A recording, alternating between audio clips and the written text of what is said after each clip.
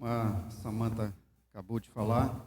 Ontem nós tivemos aqui uma festa linda, de celebração pelo aniversário de 80 anos do pastor Miguel, também a sua jubilação, e tivemos aí a oportunidade de celebrar, e quero agradecer a toda a liderança, os irmãos que trabalharam, que contribuíram, que estiveram juntos nesse passo de honrar, que é tão importante honrar. E nós temos aí um legado pela frente a, vamos dizer assim, observar com muito carinho e cuidado, Hoje mesmo ele já não tinha mais força para estar aqui pela manhã, mas esteve feliz e honrado pelo que nós fizemos aqui.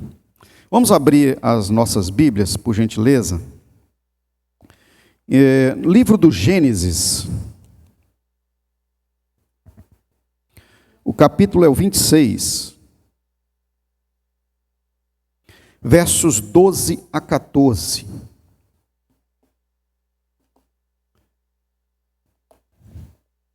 Eu achei interessante compartilhar essa palavra aqui hoje. Isso é uma mensagem, irmãos, que Deus me deu e eu preguei em uma conferência na Igreja Batista Betel em maio. Mas adaptei essa palavra para o segmento do que nós compartilhamos ontem e diz muito respeito a nós e o que Deus tem para nós como igreja. O tema que vou compartilhar aqui nessa manhã é rumo à prosperidade.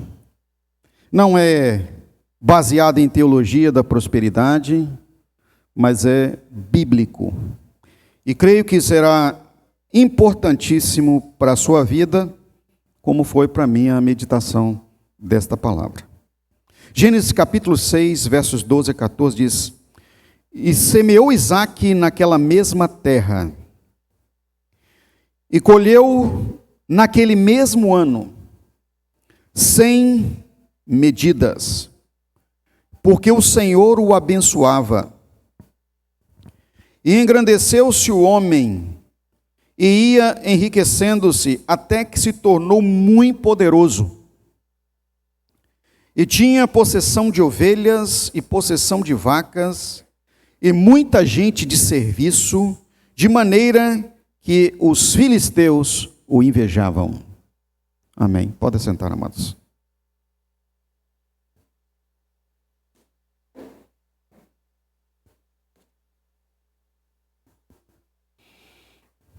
Quem foi Isaque? Isaque foi filho da promessa de Abraão. Quando ainda era Abraão, Deus deu a ele uma esperança por meio de uma palavra: eu vou fazer de você grandioso. A sua descendência vai conquistar e vocês serão numerosos como a areia da praia do mar. Só que haviam limitações, e aí, se formos aqui colocar, poderia até trazer uma mensagem sobre superar as limitações para vencer, mas a maior delas era que como poderia ele ter uma descendência numerosa, grandiosa, se a sua esposa não podia gerar filhos? Mesmo naquela época, Ah, sim, poderia ter tantas concubinas, tantas outras mulheres, mas a linha da promessa era única. Mas Deus escolheu do impossível fazer o possível. E só Ele pode fazer isso. Porque para Deus, amados, não há nada que seja impossível. A questão está na fé. Em Tiago, capítulo 2, versículo 21, há uma expressão do apóstolo dizendo: ora, não foi Abraão, nosso pai da fé, justificado por obras, quando ofereceu seu próprio filho Isaque sobre o altar? Tradução da King James atualizada. Olha aí. A ponto que foi conhecido e é conhecido como o pai da fé, aquele que praticamente inaugurou uma vida de fé, uma vida de testemunho, um legado a ser observado. Isso para os judeus, e lógico para nós também, pois está descrito na palavra de Deus, a Bíblia Sagrada, que nós reputamos como nossa regra de fé. Assim sendo, Isaque recebeu conhecimento transmitido por relacionamento, por afinidade de seu pai acerca da fé. Isaque não presenciou todas as realizações da vida de Abraão, mas ouviu os testemunhos, ouviu a história da tradição que era utilizada muito, que era transmitir aos filhos, por via da palavra, por via oral, a história. Nós não estamos falando aqui da época, irmãos, dos smartphones, das escritas facilitadas, das filmagens. Nós estamos falando aqui de uma época em que a palavra, a história narrada era muito importante. E se não fosse apenas isso, nós vemos que Isaque recebeu é que ele creu. E aqui eu entendo por que Abraão foi considerado pai da fé. Ele não foi só capaz de crer, mas foi capaz de transmitir a fé de tal forma que outros viessem também a crer tal qual ou até mais do que ele. E nessa toada, Isaque permaneceu no caminho de seu pai. Então foi um homem, um moço muito bem criado, educado para ser um homem de fé. Ouviu, creu e realizou atos tal qual e até maiores do que seu pai. Era um homem de trabalho, nunca desistiu, nunca desanimou. E nós sabemos, irmãos, que Deus honra a quem trabalha, Deus honra a quem exercita a fé, Deus honra a quem investe a vida no caminho e na vida de Deus. Isaque teve uma experiência tão tremenda com fé e acreditou tanto em seu pai que ele casou, embora os casamentos fossem bem diferenciados do que são hoje, ele casou com uma moça crendo na escolha de seu pai e confiando nela. E a palavra diz que quando ele viu a moça pela primeira vez ao longe chegando, ele já a amou. Isso tudo numa vida, num entendimento de fé. Eu quero trazer aqui para vocês uma frase que um homem de Deus do passado escreveu acerca do confiar em Deus e entregar ao Senhor tudo quanto nós queremos, necessitamos, sonhamos e especialmente realizar a vontade de Deus. O nome é Charles Spurgeon. Ele disse o seguinte: Deus escreve com uma pena que nunca borra, fala com uma língua que nunca erra e age com uma mão que nunca falha. Aleluia. Na bandeira do nosso estado do Espírito Santo, amados, tem uma frase. Qual é a frase? Trabalha e confia. Isso quer dizer que na raiz desta frase é serviço e fé. E é o que os filhos de Deus, os que têm o legado da palavra movem o mundo espiritual na terra devem viver. É possível que os capixabas, Espírito Santense, Canela Verde, outras nomeações de herdeiros deste estado, nem entendam muito bem o que está na frase. E como nós temos um problema muito sério de valorizar o que somos, é possível que alguns nem saibam.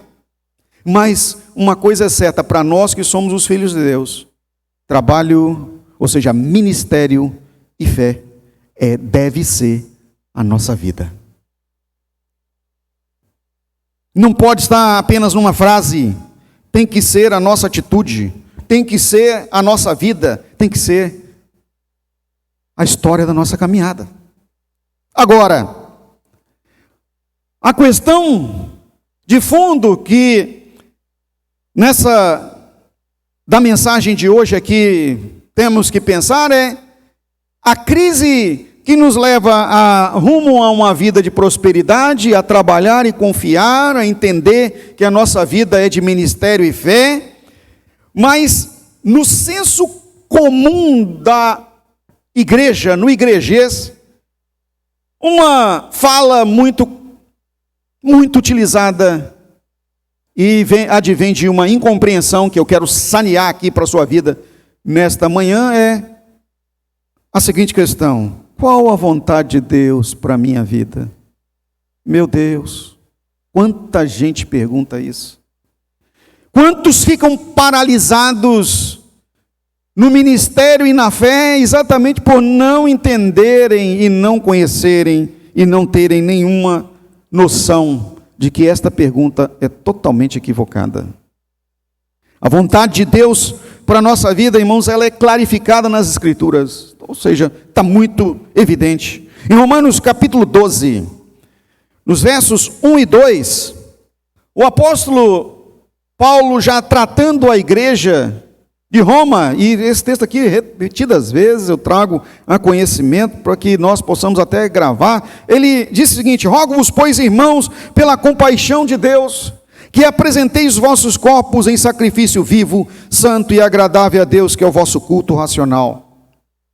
E não sejais conformados com este mundo, mas sede transformados pela inovação do vosso entendimento, para que experimenteis qual seja a boa, perfeita e agradável vontade de Deus. Qual a vontade de Deus para a minha vida? A primeira coisa que você precisa saber dela é que, de trás para frente, do que Paulo disse aqui, é que ela é agradável, ela é importante, ela é boa para você. Ela é muito legal. Diga para o seu irmão assim: a vontade de Deus é muito legal para você. É muito joia. Pode aí, você pode colocar vários dessas palavrinhas aí que o pessoal diz que é show.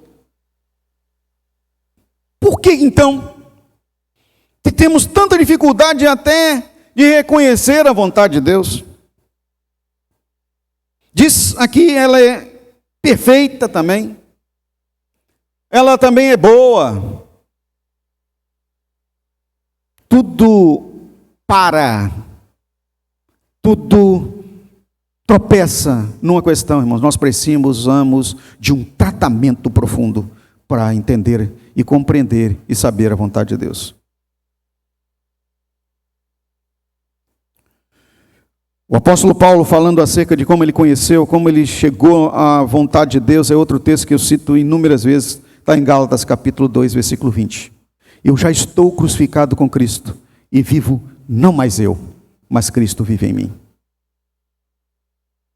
Mas para ficar ainda mais claro, mais evidente, eu quero que você vá comigo para Mateus capítulo 28, já falamos isso aqui inúmeras vezes, verso 19 e 20. Portanto, ide, fazei discípulos de todas as nações, batizando-os em nome do Pai, do Filho e do Espírito Santo, ensinando-os a guardar todas as coisas que eu tenho mandado. E nessa caminhada ele diz: eis que estou com vocês, ou convosco todos os dias, até a consumação dos séculos. Está aí a vontade de Deus.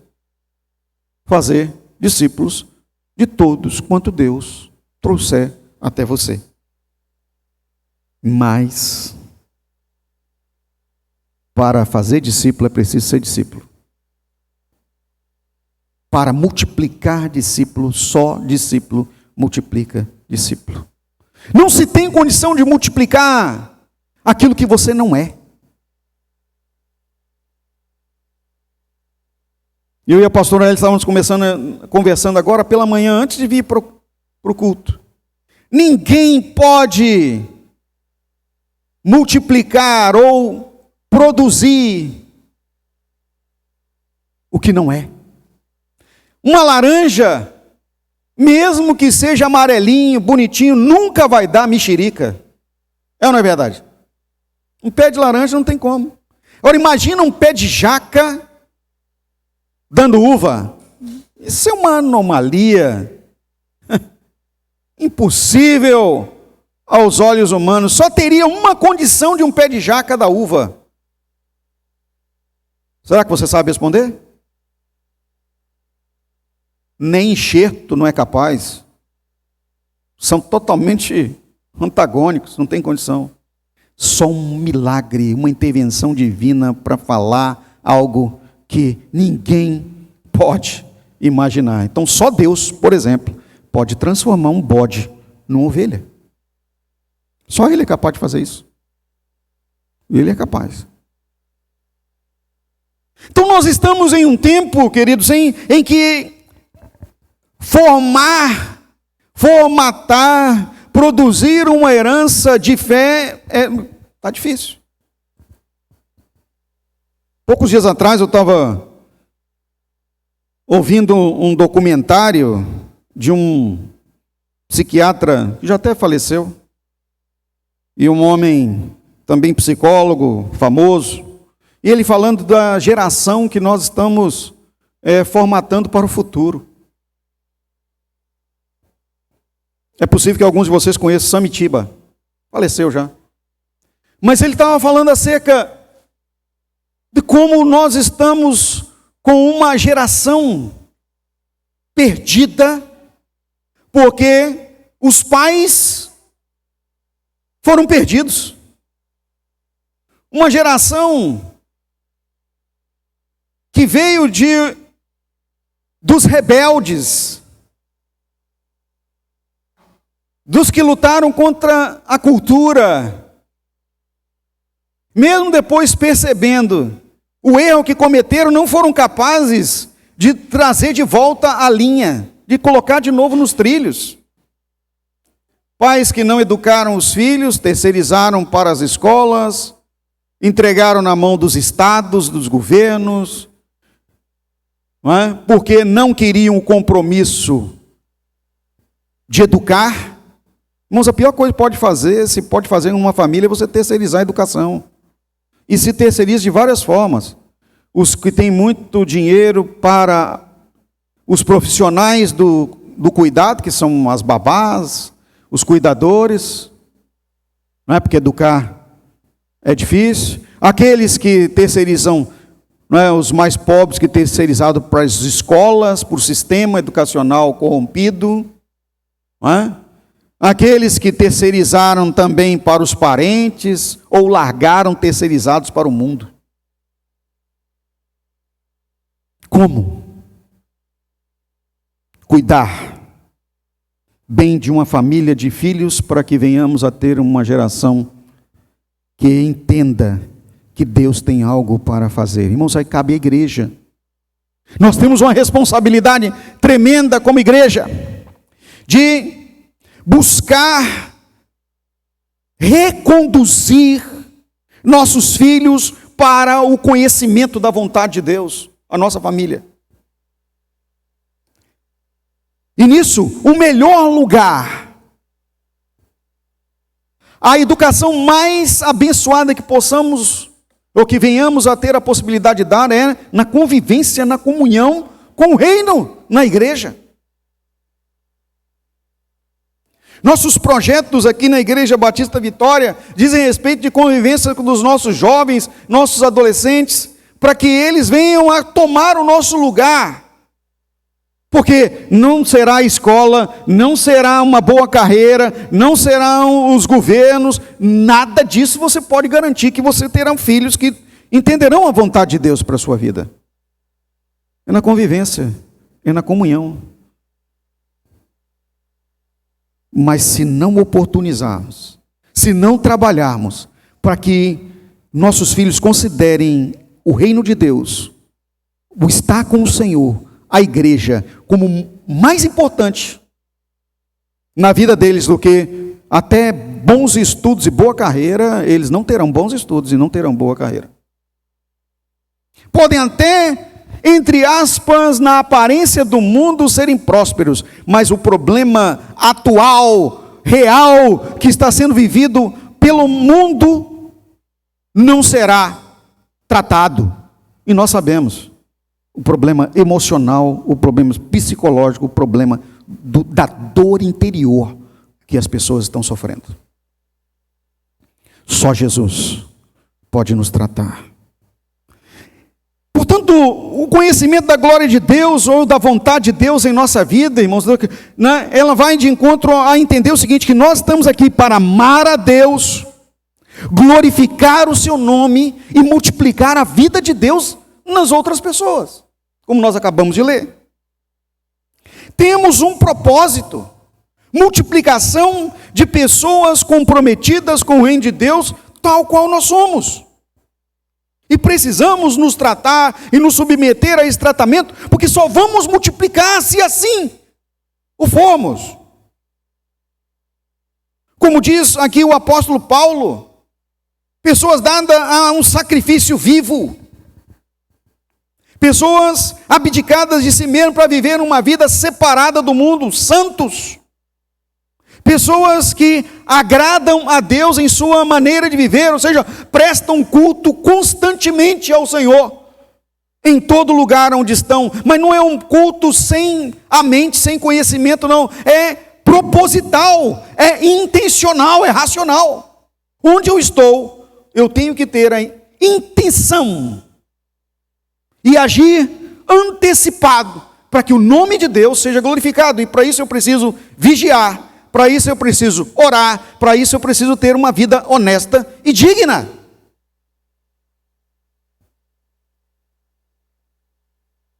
Preciso me entregar a uma formatação divina, ou seja, Deus formatar-me, não me conformar, ou seja, tomar a forma do que está posto aí.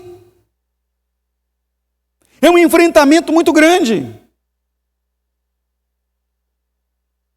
O mundo trabalha para nos formatar ao seu modelo, mas nós precisamos renunciar, abdicar, para nos entregar a formatação que o Espírito Santo pode nos dar.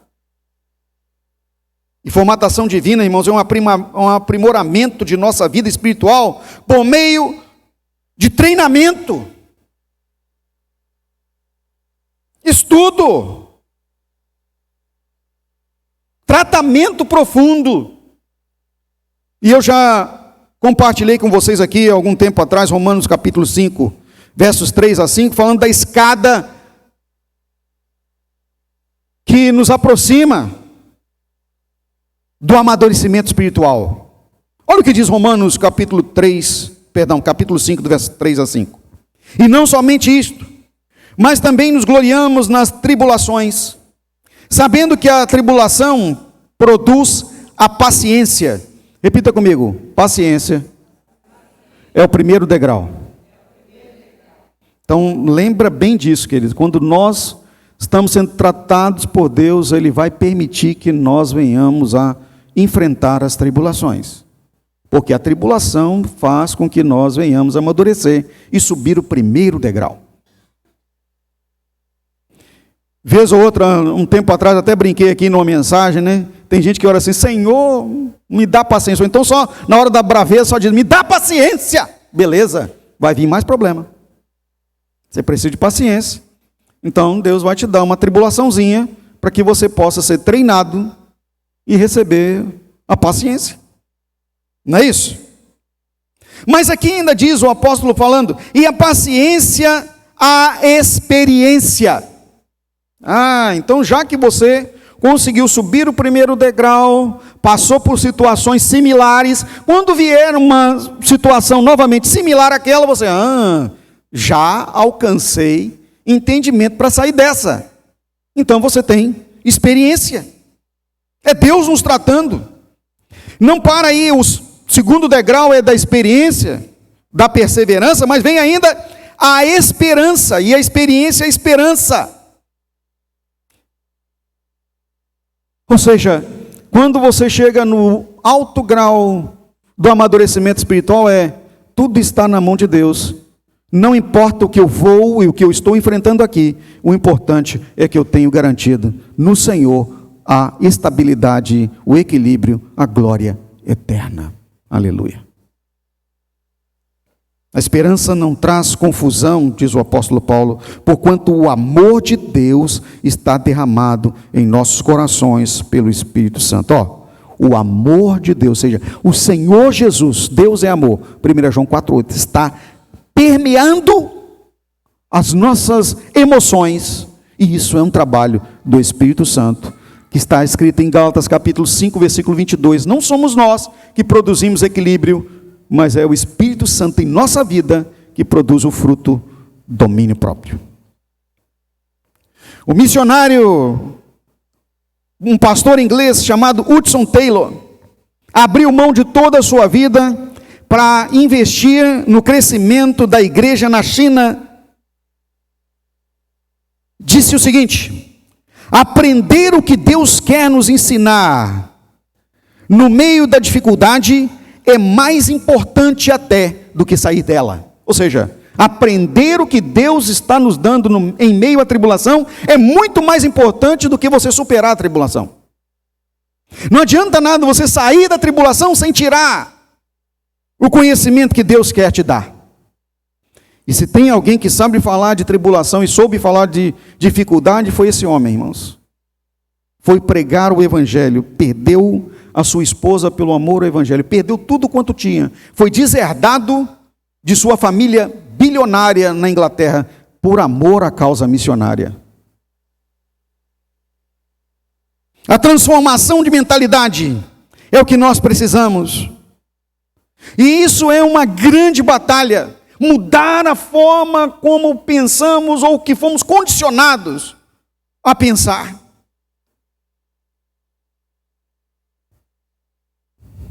Pessoas são condicionadas a permanecer na forma que estão. E a sociologia diz que o homem é produto do meio ambiente, do meio onde ele vive.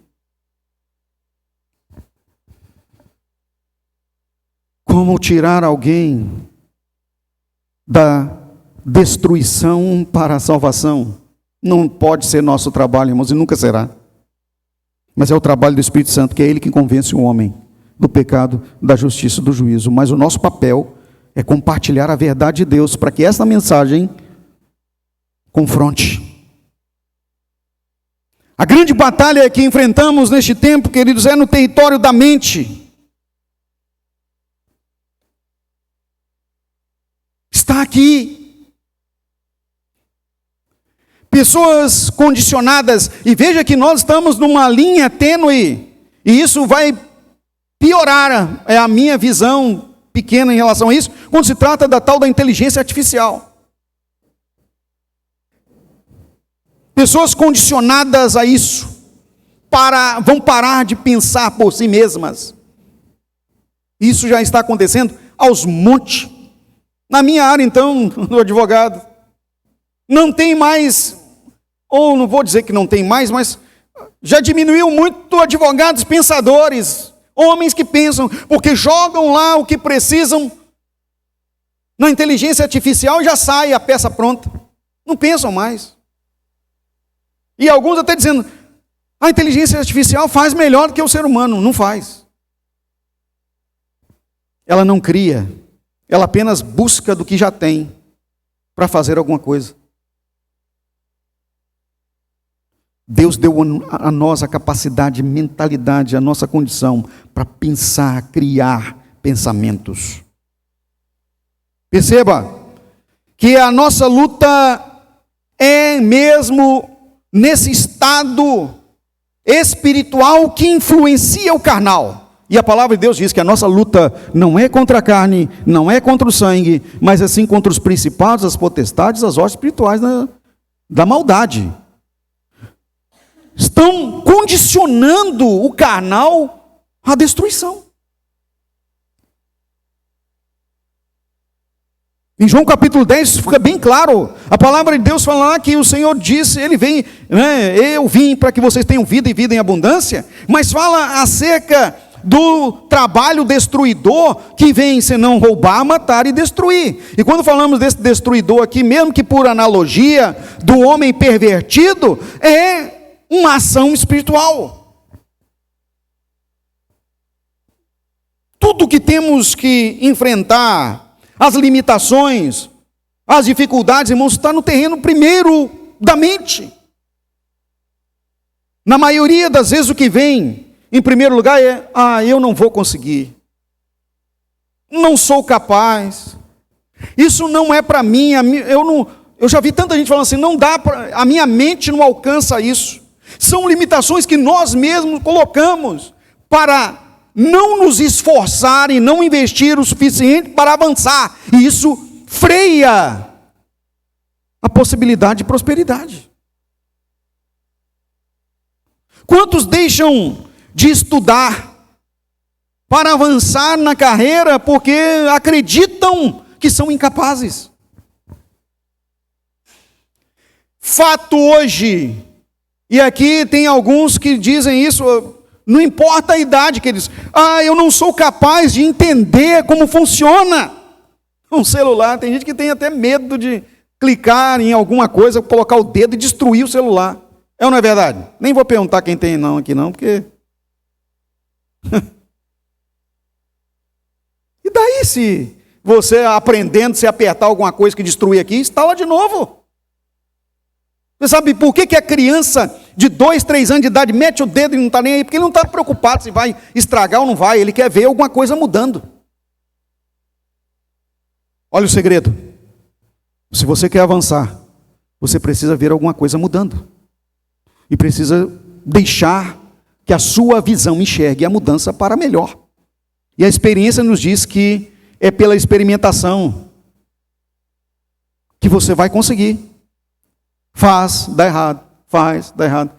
Quantas vezes vocês acham que Thomas Edison tentou fazer para dar certo até que ele viesse a produzir das maiores descobertas, invenções da humanidade? Foi inúmeras vezes. Até que saísse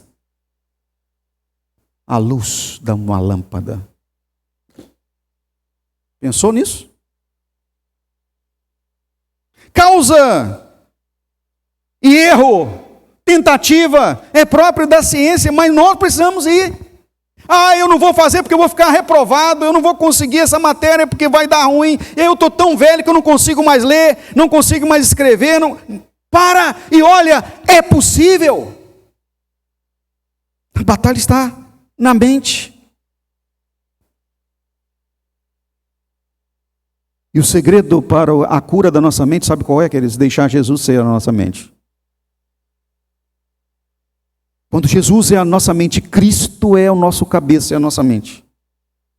Nós teremos uma mente ungida, uma mente espiritual, uma mente curada, uma mente focada no reino, uma mente capaz de prosperar. O Senhor vai abrir a visão, prosperar você. Permita-se. Paulo fala aos Colossenses capítulo 3, verso 2, tratando exatamente da questão da mente. Nós precisamos, por princípio, passar a viver dessa forma. Pense nas coisas que são do alto, não nas que são da terra. Comece por aí. Invista em seu tempo a sós com Deus. Invista em conhecer mais o Senhor e a palavra. Invista em estar no reino. Invista em prosperar no reino de Deus. E as portas irão se abrir para você em todas as áreas de sua vida. Eu quero crescer. eu quero empreender, eu quero aprender, eu quero superar, eu quero ir além. Comece dando lugar ao reino de Deus, ao espiritual, ao que é importante, e as portas irão se abrir de uma forma tremenda. Eu me lembro, queridos, que eu era condicionado a ter um entendimento de visão bem pequena. Achava que era incapaz para tudo.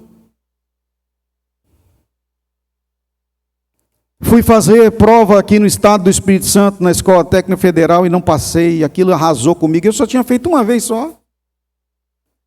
Nunca tinha estudado numa escola particular. Nunca fiz um cursinho. Nunca nada. Estudei por conta própria. Quase passei.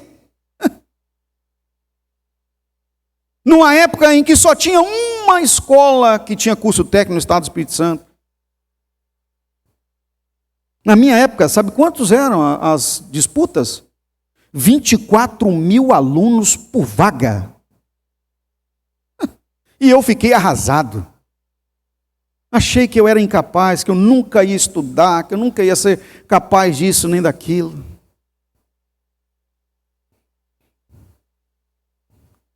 Mas meu pai falou comigo: não, meu filho, você pode. Eu vou conversar com o seu tio e vou mandar você para Minas Gerais. Lá tem mais possibilidade.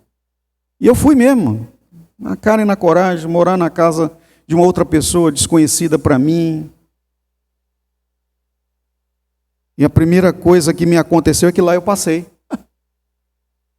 Eu achei que não tinha condição de passar em lugar nenhum. Passei na escola técnica da Universidade do Trabalho de Minas Gerais. Eu falei: uau, passei, nem acreditei. Achando que era tão incapaz, eu falei: Minas Gerais, então, tem mais gente ainda. Só que lá era diferente, lá tinha 4 escolas técnicas na mesma cidade. Quando eu fui disputar, era só 2.700 alunos por vaga. Eu disputei com 24.000, com 2.700 eu passei. E eu fui estudar. Comecei a estudar, irmãos, e me apliquei nos estudos, de tal forma, incentivado pelo meu tio, que falava: não, você é um menino inteligente. Ele nem me conhecia direito, mas falava: você é inteligente. Eu sou inteligente, você é da nossa família, então você também é. E eu estudava de manhã, de tarde, de noite, e eu fui considerado o melhor aluno da minha turma. Os colegas queriam fazer trabalho comigo, e eu achava aquilo o máximo, porque eu não tinha dinheiro, e eles tinham dinheiro e me levavam para comer. Olha que legal. Eles vinham estudar comigo e eu ainda recebia almoço de graça, jantar de graça. Ia para a casa deles, algumas casas de uns caras ricos que moravam em Nova Lima. Eu ficava: uau, o que é isso? Deus abriu a minha mente. Mas nem por estar estudando eu nunca faltei um culto. Vou repetir: nunca faltei um culto. E por estar aplicado, e ser um jovem aplicado, logo que cheguei, irmãos, estudava a palavra de Deus, tal, me deram a oportunidade para pregar, e eu preguei. Todos os cultos de jovem era eu que pregava. Cheguei a ser o líder da juventude na época. Preguei em congresso, não tinha nem teologia nem nada, mas a mente de Deus passou a ser a minha mente. Eu posso, Deus está comigo, eu sou capaz.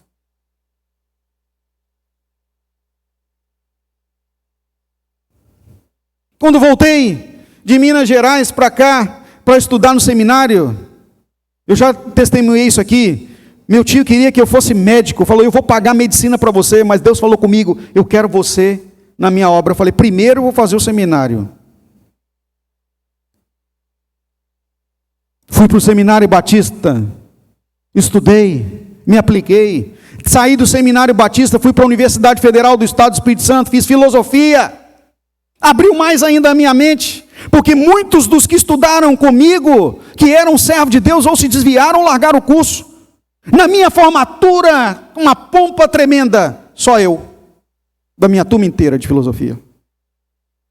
Só eu formando. Um dos cursos mais difíceis que se pode imaginar. Saía de lá, o Espírito Santo falando na minha mente, o que eu fiz? Fui estudar direito, porque abriu a minha mente. Deus vai prosperando você, querido, vai te abrindo. Hoje eu tenho mais de 10 anos de advocacia, fazendo 15 anos de advocacia. Este ano. Um menino que achava que não era capaz de nada.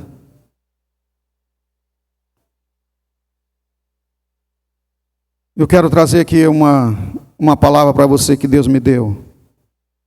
Faça dos momentos solitários de sua vida tempo de luta, superação e refúgio no sagrado. Foram vários os momentos em que tive sozinho, longe da família, longe de pais, longe de apoio. Mas fiz dos momentos solitários da minha vida, não tempo de ansiedade, choro e de peninha de mim, mas de superação para alcançar o que era importante. Ou seja, deixe a murmuração e vai para a oração. Vou repetir. Deixe a murmuração e vá para a oração. Antes de todos os estudos, antes de qualquer coisa, eu privilegiava ler a palavra de Deus e orar. E nem sabia ainda o que era TSD, mas sabia o que era meditar na palavra. E uma coisa que eu aprendi, em todas as provas, em todos os momentos que eu ia fazer alguma coisa, antes eu orava a Deus a seguinte oração: Senhor, eu sempre tenho dado primeiro lugar na minha vida para o Senhor.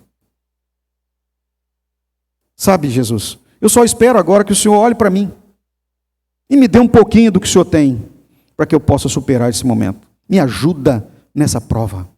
Irmãos, e era fantástico como as coisas vinham na minha mente, como apareciam aquilo que eu estudei, como aparecia aquilo que eu necessitava. Deus nos chamou, meu irmão e minha irmã, não para sermos mais um, e sim para virmos a ser um com Ele, um com Cristo, unidos ao Senhor. Você não é mais um neste mundo, você é um com Deus. E sendo um com Deus, tudo é possível. Várias são as vezes que eu falo e mensuro aqui que nós somos a oração, a resposta da oração de Jesus. Em João capítulo 17, versículo 21, ele orou: para que todos sejam um, assim como tu, ó Pai, o és em mim e eu em ti, que eles sejam um em nós, para que o mundo creia que tu me enviaste. E eu me lembro, irmãos, desde a minha tenridade, quando os meus colegas todos iam para as drogas, iam para as bebedeiras, iam para as discotecas e outras coisas mais, eu estava no reino de Deus e eles faziam chacota de mim.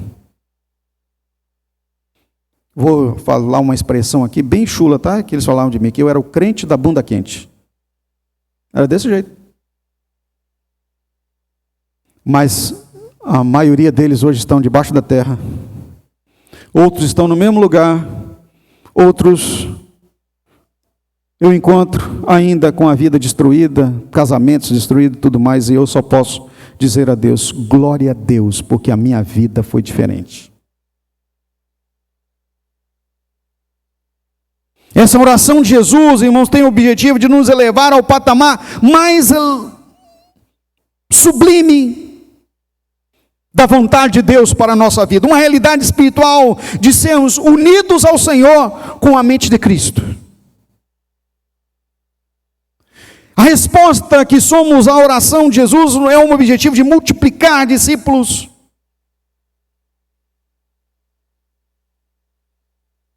Melhorar. Sermos submetidos ao processo do amor e cuidado. E eu quero salientar aqui que ninguém nasce pronto. Nós precisamos de um retrabalho, de um crescimento, para irmos mais além.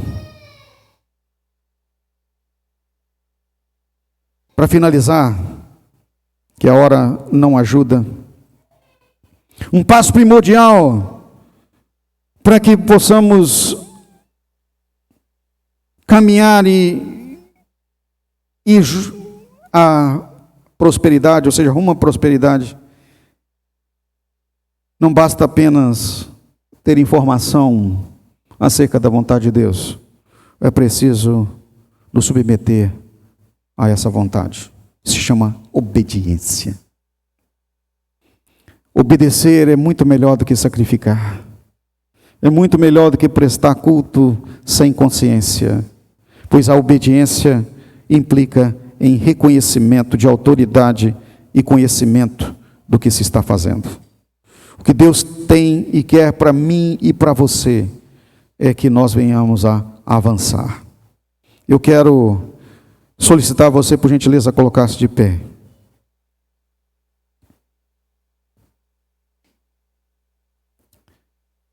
E eu sei que é difícil o trato da mente, é difícil confrontação.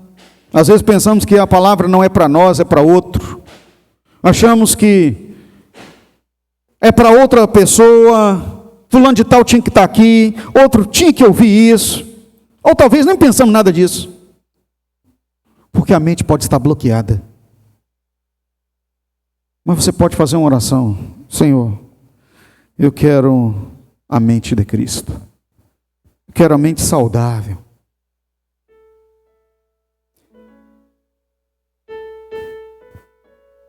E uma realidade espiritual para a sua vida é a seguinte: